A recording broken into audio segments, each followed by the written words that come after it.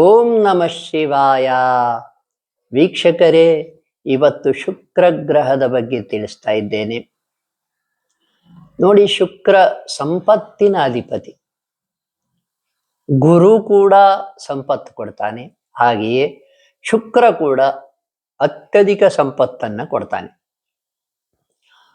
ನೋಡಿ, ಶುಕ್ರ ಯಾರಿಗೆ ಚೆನ್ನಾಗಿದ್ದಾನೆ, ಯಾರಿಗೆ ಒಳ್ಳೆ ಸ್ಥಾನದಲ್ಲಿದ್ದಾನೆ, ಅವ್ರಿಗೆಲ್ಲರಿಗೂ ಬೇಡ ಅಂದ್ರೂ ಕೂಡ ಏನು ಲಕ್ಸುರಿ ಐಟಮ್ಸ್ ಅಂತ ಕರಿತೇವೆ, ಕಾರು, ದೊಡ್ಡ ಮನೆ, ಈವನ್ ಮೊಬೈಲ್ ಕೂಡ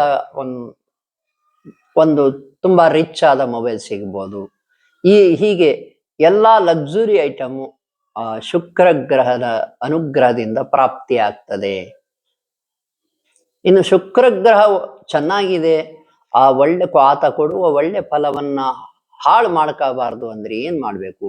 ಆತ ಕೊಡುವ ಒಳ್ಳೆ ಫಲವನ್ನ ಸಂಪೂರ್ಣವಾಗಿ ತಗೋಬೇಕಂದ್ರೆ ಏನ್ ಮಾಡ್ಬೇಕು? ಶುಕ್ರ ಗ್ರಹ ಯಾಕೆ ನಮಗೆ ದೋಷಪೂರಿತವಾಗಿರುತ್ತೆ? ಯಾವಾಗಾದ್ರೂ ಶುಕ್ರ ದೋಷ ಯಾವಾಗ ಬರ್ಬೋದು ಅಂದ್ರೆ, ನೋಡಿ, ಸ್ತ್ರೀಯರಿಗೆ ಮೋಸ ಮಾಡಬೇಡಿ, ಅದು ಕೂಡ ದುಡ್ಡಿನ ವಿಷಯದಲ್ಲಿ ಮೋಸ ಮಾಡಬೇಡಿ.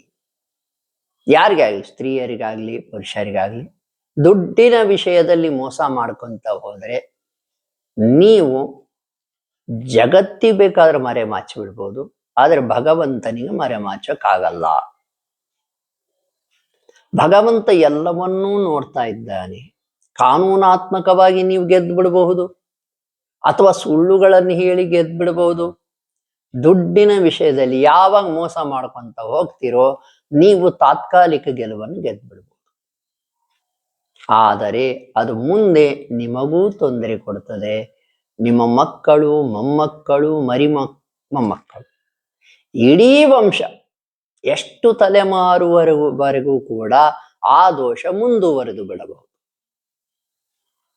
ನೋಡಿ, ಯಾವ ರೀತಿ ಜೀನ್ಸ್ ಪಾಸ್ ಆಗ್ತಾವೋ ಹಾಗೆಯೇ ಗ್ರಹಗಳು ಕೂಡ ತಮ್ಮ ಅನುಗ್ರಹವನ್ನು ಪಾಸ್ ಮಾಡ್ತವೆ, ದೋಷವನ್ನು ಪಾಸ್ ಮಾಡ್ತವೆ, ಕರ್ಮವೂ ಕೂಡ ಪಾಸ್ ಆಗ್ತದೆ.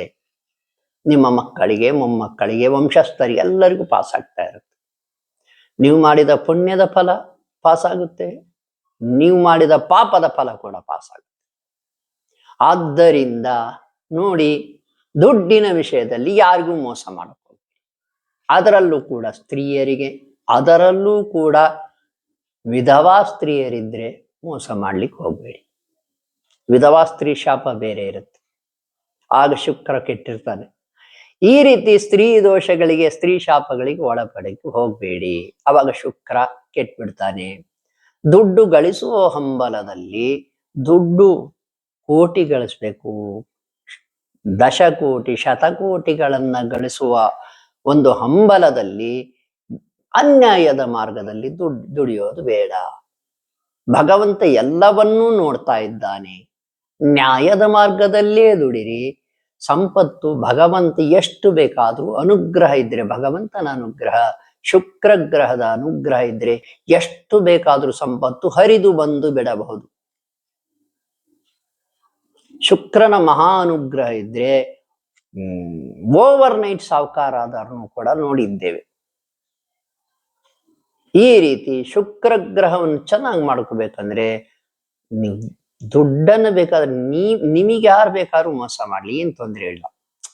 ನೀವೇನಾದ್ರೂ ಮೋಸಕ್ಕೆ ಒಳಪಟ್ರೆ ಆ ಮೋಸ ಮಾಡಿದವನಿಗೆ ಭಗವಂತ ಶಾಪ ಕೊಡ್ತಾನೆ ಹೊರತು, ದೋಷ ಆಗ್ತದೆ ಹೊರತು ನಿಮಗೇನು ತೊಂದರೆ ಇಲ್ಲ.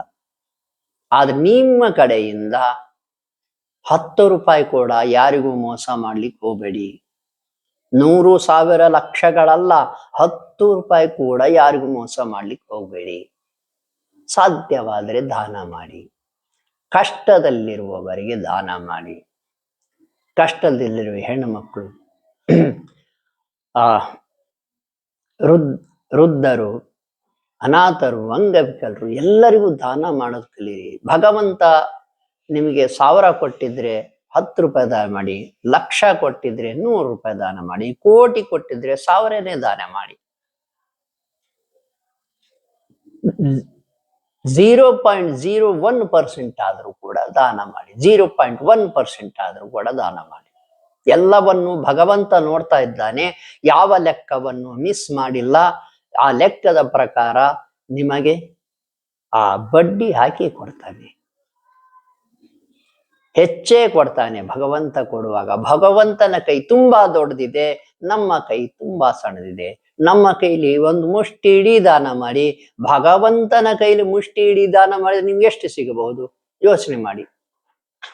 ಭಗವಂತ ಯಾವಾಗ್ಲೂ ಅಭಯ ಹಸ್ತ ಹಿಡ್ಕೊಂಡು ನಿಂತಿದ್ದಾನೆ.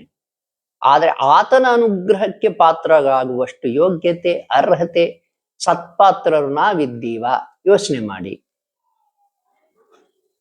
ನಾವು ಒಳ್ಳೆಯವರಾಗಿದ್ರೆ, ಒಳ್ಳೆ ಕೆಲಸಗಳನ್ನೇ ಮಾಡ್ತಾ ಹೋದ್ರೆ ಎಲ್ಲಾ ಗ್ರಹಗಳು, ನವಗ್ರಹಗಳು ಕೂಡ ಅನುಗ್ರಹ ಕೊಡ್ತವೆ. ಭಗವಂತನ ಅನುಗ್ರಹ ಸಿಕ್ಕ ಮೇಲೆ ನವಗ್ರಹಗಳು ಕೂಡ ಅನುಗ್ರಹ ಕೊಡ್ಲೇಬೇಕು. ಶುಕ್ರನನ್ನು ಚೆನ್ನಾಗಿ ಮಾಡ್ಬೇಕಂದ್ರೆ ಸ್ತ್ರೀಯರನ್ನ ಗೌರವಿಸಿ, ಮೊದಲು ಗೌರವಿಸಿ. ಕೆಟ್ಟದಾಗಿ ಬೈಯೋದು ಬೇಡ.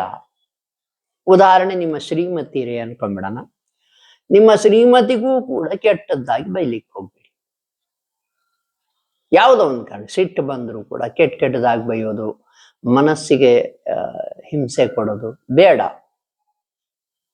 ಈ ರೀತಿ ಹಿಂಸೆಗಳು ಬೇಡ. ಇದೆಲ್ಲ ಆದಾಗ ಸ್ತ್ರೀ ಶಾಪಗಳು, ಸ್ತ್ರೀ ದೋಷಗಳು ಬರಬಹುದು. ಶುಕ್ರ ಗ್ರಹ ನಿಮಗೆ ಚೆನ್ನಾಗಿದ್ರೂ ಕೂಡ ಮುಂದಿನ ದಿನಮಾನಗಳಲ್ಲಿ ಎಷ್ಟೋ ವರ್ಷದ ನಂತರವೂ ಕೂಡ ಆತ ಕೊಡುವ ಒಳ್ಳೆಯ ಫಲವನ್ನ ತಗ್ಗಿಸಿ ಬಿಡಬಹುದು. ಅದ್ರ ಉಲ್ಟಾ ಮಾಡಿ ಗೌರವಿಸಿ, ಒಳ್ಳೇದ್ ಮಾಡಿ ಎಲ್ಲರಿಗೂ. ಹೀಗೆ ಮಾಡಿದಾಗ ಶುಕ್ರ ಗ್ರಹ ತುಂಬಾ ಒಳಿತನ್ನು ಮಾಡ್ಲಿಕ್ಕೆ ಸ್ಟಾರ್ಟ್ ಮಾಡ್ತಾನೆ. ಒಳಿತಾಗಲಿ ವೀಕ್ಷಕರೇ. ಧರ್ಮದ ವಿಷಯಗಳನ್ನು, ಸೂಕ್ಷ್ಮದ ವಿಷಯಗಳನ್ನು ಸ್ವಲ್ಪ ಗಮನಿಸಿ ನಿಮ್ಮ ಬದುಕನ್ನ ಇನ್ನೂ ಉತ್ತಮಗೊಳಿಸಿಕೊಳ್ಳಬಹುದು. ನಿಮಗೆ ಯಾವ ಗ್ರಹ ಚೆನ್ನಾಗಿಲ್ಲ ನೋಡ್ಕೊಳ್ಳಿ, ಆ ಗ್ರಹ ಏನು ಕಾರಕತ್ವ ಕೊಡ್ತಾ ಇದೆ ನೋಡ್ಕೊಳ್ಳಿ. ಅದನ್ನ ಸರಿಪಡಿಸ್ಕೊಂಡ್ಬಿಟ್ರೆ, ನಿಮ್ಮ ಶಾಸ್ತ್ರಗಳನ್ನು ಕೇಳ್ಕೊಂಡು ಅದನ್ನ ಸರಿಪಡಿಸ್ಕೊಂಡ್ಬಿಟ್ರೆ ನಿಮ್ಮ ಬದುಕು ಇನ್ನೂ ಉತ್ತಮವಾಗುತ್ತದೆ. ಸುಮ್ಮನೆ ಯಾಕೆ ಕಷ್ಟಪಡೋದು? ಯಾವುದೋ ಒಂದು ಗ್ರಹ ಚೆನ್ನಾಗಿಲ್ಲ ಅನ್ಕೊಳ್ಳಿ, ಉದಾಹರಣೆ ಶುಕ್ರನ ಜೊತೆಗೆ ಕೇತು ಇದ್ದ ಅಂತ ತಿಳ್ಕೊಳ್ಳಿ. ಆಗ ನೀವೇನ್ ಮಾಡ್ಬೇಕು? ಆ ಕೇತುವನ್ನು ಸ್ವಲ್ಪ ಶಾಂತಗೊಳಿಸಿದ್ರೆ ಶುಕ್ರ ಹೆಚ್ಚು ಫಲವನ್ನು ಕೊಡ್ತಾನೆ. ಹೀಗೆ ಮಾಡೋದ್ರಿಂದ ಸಾಕಷ್ಟು ತೊಂದರೆಗಳನ್ನ ನೀವು ತಪ್ಪಿಸಿಕೊಳ್ಳಬಹುದು. ಆದ್ದರಿಂದ ನಿಮ್ಮ ಶಾಸ್ತ್ರಿಗಳನ್ನ ಒಮ್ಮೆಟ್ಟು ಕೇಳ್ಕೊಂಡ್ಬಿಟ್ಟು ಯಾವ್ಯಾವ ಗ್ರಹ ಹೇಗಿದೆ ತಿಳ್ಕೊಂಡ್ಬಿಟ್ರೆ ಆ ಗ್ರಹದ ಒಳ್ಳೆ ಫಲ ಕೊಡುವಿಕೆಯನ್ನ ಇನ್ನೂ ಹೆಚ್ಚು ಮಾಡ್ಕೋಬಹುದು. ವೀಕ್ಷಕರೇ, ನಮ್ಮ ಜ್ಯೋತಿಷ್ಯ ಜೈ ಹೋ ಯೂಟ್ಯೂಬ್ ಚಾನಲ್ ಇರೋದೇ ನಿಮ್ಮ ತೊಂದರೆಯನ್ನ ಪರಿಹಾರ ಮಾಡಲಿಕ್ಕೆ. ನೀವು ಕೂಡ ಕರೆ ಮಾಡಬಹುದು. ಸಾಕಷ್ಟು ಜನ ಕರೆ ಮಾಡಿದ್ದಾರೆ. ಅದರಲ್ಲೂ ಕೂಡ ಮಾಟ ಮಂತ್ರದ ವಿಷಯವಾಗಿ ವಾಮಾಚಾರ ಮಾಡಿರ್ತಕ್ಕಂಥ ಏನು ತೊಂದರೆಗೆ ಒಳಪಟ್ಟಿರೋರು ಸಾಕಷ್ಟು ಜನ ಕರೆ ಮಾಡ್ತಾ ಇದ್ದಾರೆ. ಅವ್ರಿಗೆ ನಾವು ಅದ್ಭುತ ಪರಿಹಾರಗಳನ್ನು ಸೂಚಿಸಿದ್ದೇವೆ. ಸಾಕಷ್ಟು ಜನ ಆ ತೊಂದರೆಗಳಿಂದ ಹೊರ ಬಂದಿದ್ದಾರೆ. ತೊಂದರೆಯಿಂದ ಹೊರಗೆ ಬಂದು ನಮಗೆ ಕೂಡ ತಿಳಿಸಿದ್ದಾರೆ ಕೂಡ. ಹೌದು ಗುರುಗಳೇ, ನೀವು ಹೇಳಿದ ಆಚರಣೆಗಳನ್ನು ಮಾಡಿ, ಮಂತ್ರಗಳನ್ನು ಧ್ಯಾನ ಮಾಡಿ, ನೀವು ಹೇಳಿದ ಮಂದಿರಗಳಿಗೆ ಹೋಗಿ ಒಳಿತಾಗಿದೆ ನಮಗೆ ಅಂತ ತಿಳಿಸಿದ್ದಾರೆ. ನೀವು ಕೂಡ ಕರೆ ಮಾಡಬಹುದು. ಶುಭವಾಗಲಿ.